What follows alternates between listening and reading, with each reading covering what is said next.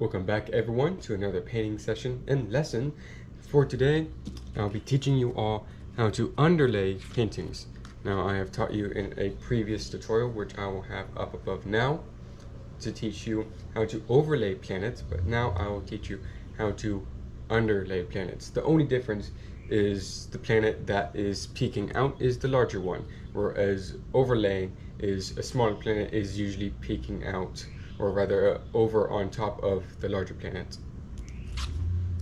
Here I will tell you a different technique to use if you want a planet or smaller planet to sneak behind it, kind of like what it looks like over here. First, I will simply have a outline. Let me get a good color for this. I'll have a brown earthy theme for the planets and a red background for the space.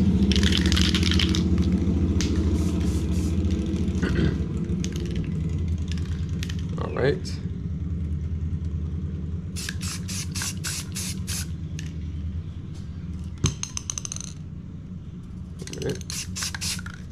There we go. So now we have this outline, but we will still have this planet here. So as you can see here, the big planet will be showing in all of its entirety, but the smaller planets will be kind of hidden halfway inside of the bigger one. It'll add much more depth if you choose to do this. Of course, you could do it in any form of augmentation of location. I say this to mean that you could have it here, here, anywhere. If you wish to overlay, it does not matter. Some places are better than others, but to have depth, it really doesn't matter as long as you use a technique similar or what I am going to show you now, which is you paint this first, you lay the stencil down, then you paint the planet, and then you put stencil over. Usually you do this when you have a smaller moon, either underlaying or overlaying. So to reflect that, this smaller planet will be much duller in color and have a much more moony landscape, or rather lunar landscape, with craters and whatnot. I'll also try a different planet texturing technique today, which I hope that you all enjoy. And I hope you all enjoy this spray painting lesson in general as well. And if you do, by the end of the video, like what I do, then please do not hesitate to like the video if you like it. Comment any suggestions that you have for future endeavors of mine that you want to see, even as small as colors for planets. I'd be more than happy to oblige you there. Of course, you could ultimately subscribe to the channel if you like what I do. So like this one is broken. I wasn't going to use it much anyway. I'm talking about this one. The, I don't know what you call this, the nozzle maybe? Little spigot. It's kind of glued on or somewhat. Kind of scuffed up in the middle. So, not going to be using it today. I'm pretty sure I have a replacement, but I'll get that when I have to deal with the moon. But as you can see here, I'm laying down some very earthy browns. And all of those up top here. Now I want this planet to be much more muddled in its color, in its layering. So if you try to do something like this, I don't really advise much layering. It doesn't really matter as long as there's lighter colors up top as usual. But even then you could still muddy them with some darker stuff, because it's going to be very natural, very irregular in its natural form. You'll know what I'm talking about soon. I will have some gloss here. Get it all ready. For the texturing and for the newspaper. So it's completely flat. Nothing going on here. Some pats down and then lifting it up. Now I'll do a few rundowns of this. A few more pat downs, removals, texturings, to really set it in there, the texture that I want. moving it around so I get some lighter colors that I pick up here in other places, getting it as muddled as I need it to be. But I don't want it to be completely like this is too sharp of an area. Don't really want it like that.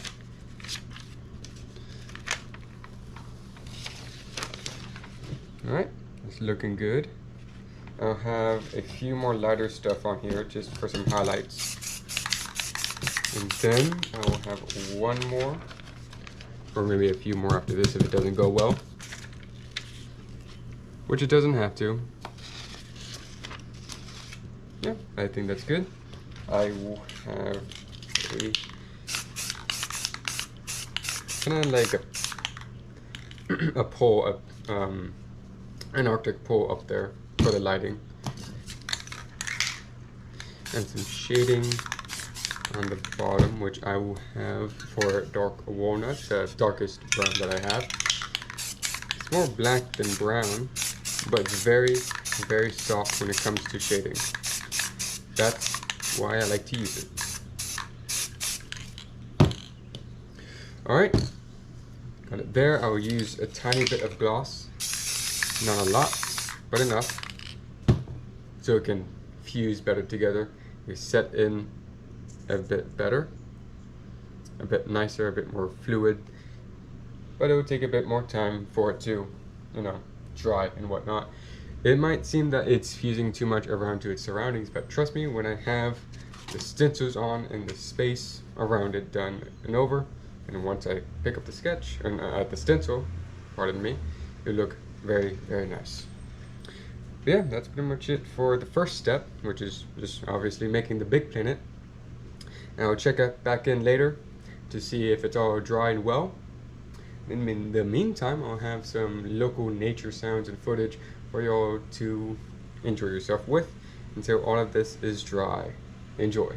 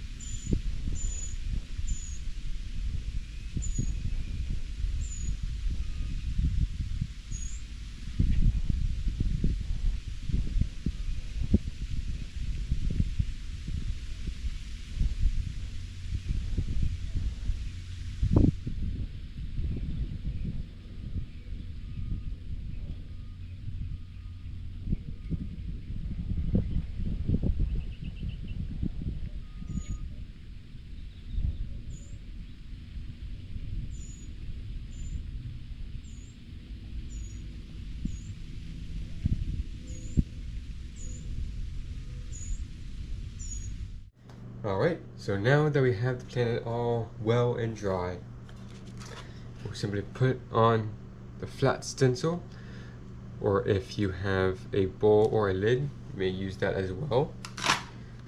Once you find a good place for it to rest on, then you'd set it in place with your weights. Now make sure these are light weights to make sure that the painting does not stick to the stencil, as that would jeopardize the entirety of the painting in the future. It would surely be a make or break moment if you use too heavy of a weight. Doesn't really matter how long it's been there, unless it's an exorbitant amount of time, like many hours.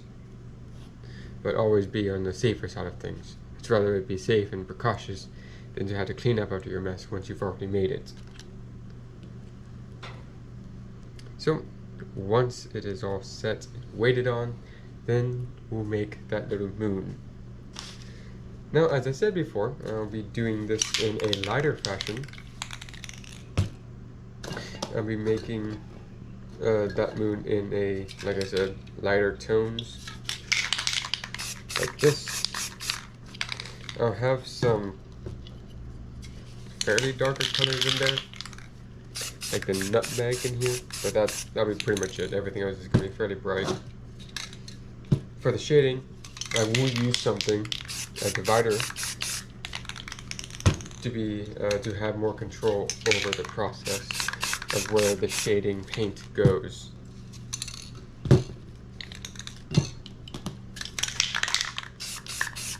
Alright, so now that I have that laid on, I'll be using the same piece of paper that I used for this planet right here. Move some of the weights so I have some space to work with. Lay it down, pat down, make sure that the end of this stencil is met, and then peel it off. I'm going to have some gloss in there so it can pick up a bit better.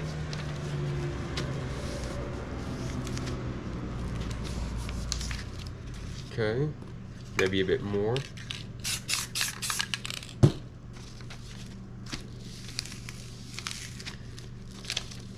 Okay, looking good.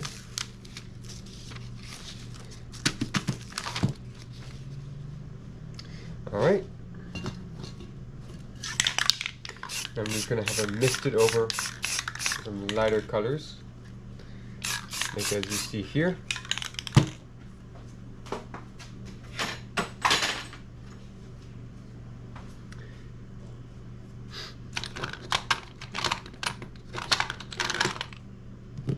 And then I will use this to better control where the shading is concentrated. If I just do it like this, then I have much less control over the amount of paint that gets laid on here. If I use this, then I will ensure that little paint will get away from this main area. Kind of like how the comets are made, if you've seen my other paintings on those. So lay it down right there. Spray down. See, it's much more misty like this.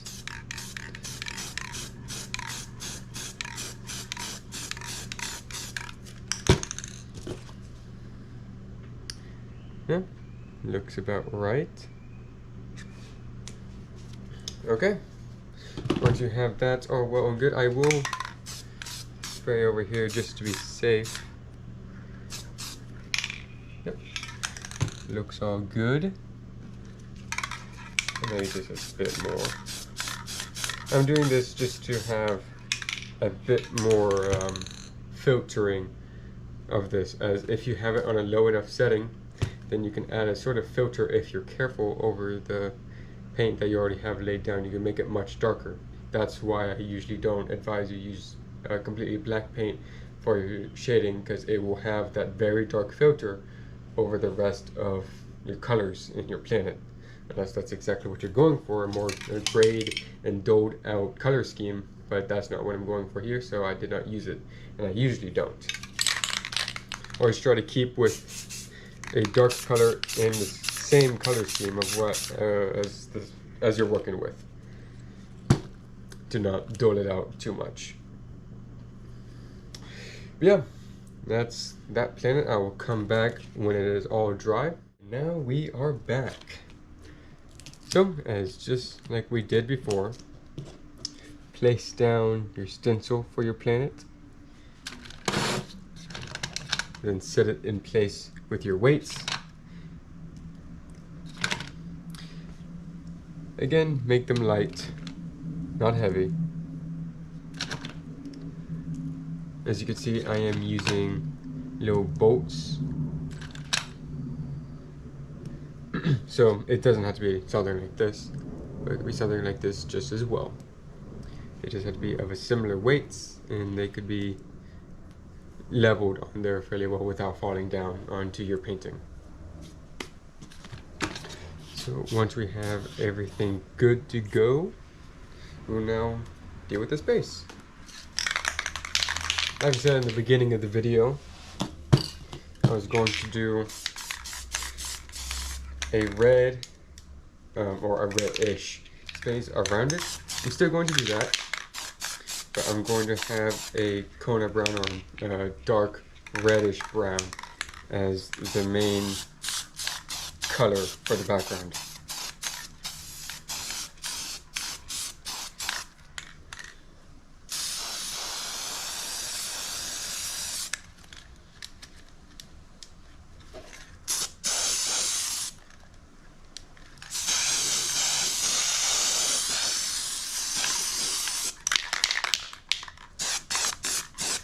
One thing I don't really like about these types of caps is sometimes they take a while to get out, even if they're like, I'd say this is maybe a third full. It just takes them a while, which I don't really appreciate.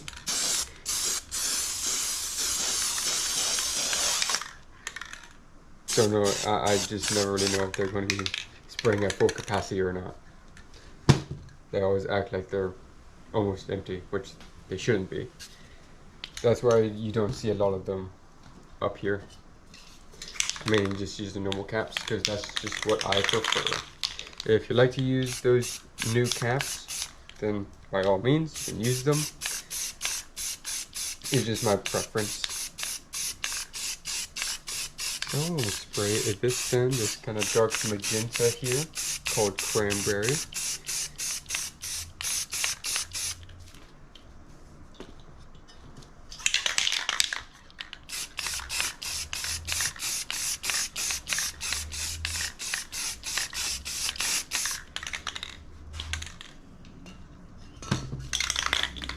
Now to represent the tinting of these planets, I will have the lighter side on the top left and the darker side on the bottom right, to kind of reflect the brightness also in the space around them.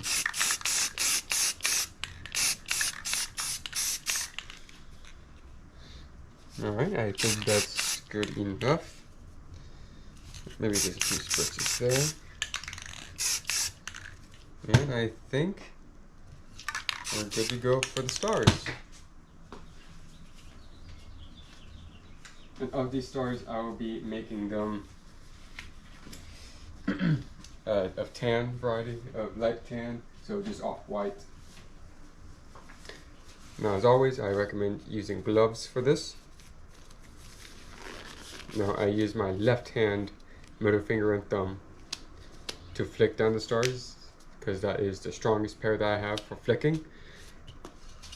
You could use your index finger and thumb, ring finger, pinky, doesn't really matter, whatever you're comfortable with. And what other finger other than your thumb, you spray it on that finger. So for me, it would be, I'll spray down the paint onto my middle finger. Once it's on there, I'll have a pre-flick, and then I'll go over here and then flick down the paint that's still there. The pre-flicking is to eliminate any big globs that may accumulate on the finger and may come off onto the painting.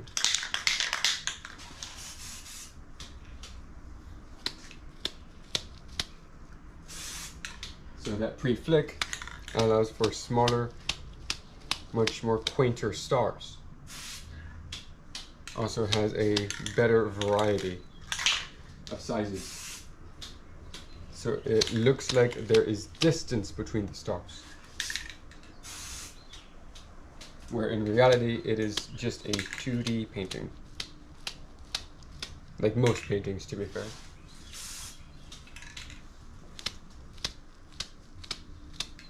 And try to have a good distance between your hand, your fingers, and your painting. Too close, and you might be concentrated.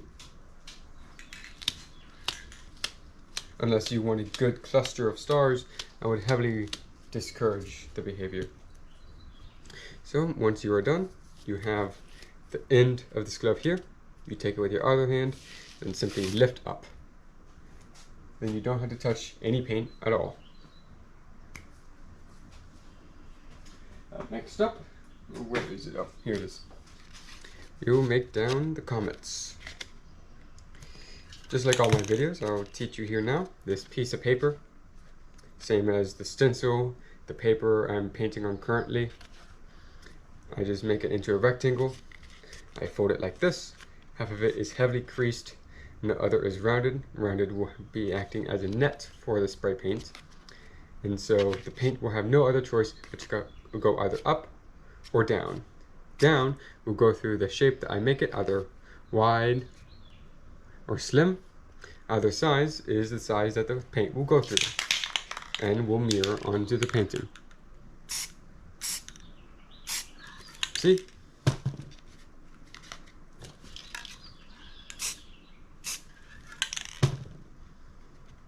Now every few spritzes, always make sure that you clean that piece of paper.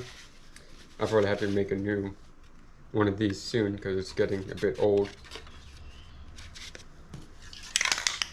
But it should be fine for quite a while.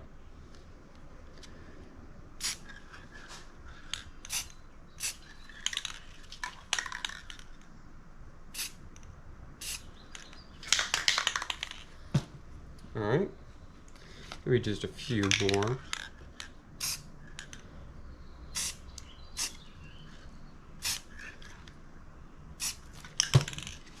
Okay, I think that's about right. I would take the weights off, and then it will be the moment of truth, the decider of whether this painting is a make or break project. And extensively, same for the video. You lift this one off first. Oh, well, I guess it will just take the other one with it. So both of them are off. So took both of these from each other. It's a good thing to take them off at the same time. It just makes it easier for me. So yeah, I think I did a pretty good job here. I could have used a bit more texturing on this one, but that's just a newspaper issue. I was doing something different, so I know not to do the same thing twice. So once you're all done, make sure that you have that gloss coat with you. Make a nice full layer of this stuff to really highlight that painting. Once I'm done with this, I'll put the signature down and let y'all have a close-up of the painting of today.